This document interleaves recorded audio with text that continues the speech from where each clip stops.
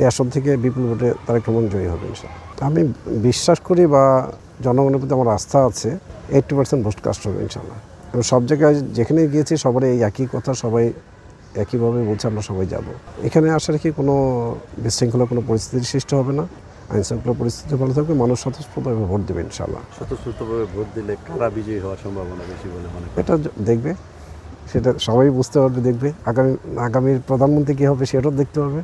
তো আশা রেখে ইনশাআল্লাহ এই আসন থেকে বিপুল ভোটে তারেক রহমান জয়ী হবে ইনশাআল্লাহ। সব কিছুই ঠিক আছে, বাট একটু আলো স্বল্পতার জন্য সিটি কর্পোরেশনকে বলা হয়েছে, সিটি কর্পোরেশন সেটা অলরেডি ব্যবস্থা নিয়েছে, ইনশাআল্লাহ সব কিছু ঠিক আছে। নিরাপত্তা নেই, আলহামদুলিল্লাহ আল্লাহর মধ্যে কোনো দুর্বলতা নেই, সব দিক দিয়ে ঠিক আছে ইনশাআল্লাহ। বাকিটুকু প্রশাসন সেটা দেখবে, আশা রাখি কোনো সমস্যা হবে না। আগে যে অবস্থা ছিল, স্কুলটা আসলে কনস্ট্রাকশন কাজ চলছিল, সেটা থেকে এখন বর্তমানে প্রায় 100% বেটার। তবে আশা রাখি ঠিক সব কিছু ঠিক হয়ে যাবে, আজকের মধ্যে সব ঠিক করে ফেলবে না। প্রিন্সিপাল সাহেব আছেন, ম্যানেজিং কমিটি আছে, সব কিছু ঠিক হয়ে যাবে ইনশাআল্লাহ। আমি কালাচাঁদপুর গিয়েছি, কি অবস্থা দেখলেন আপনি? ওখানে ভালো, সব কিছু ঠিক আছে। মানে কেন্দ্রগুলোর অবস্থা কি দেখলেন? অবস্থা ভালো, আল্লাহর মধ্যে সব কিছুই ভালো।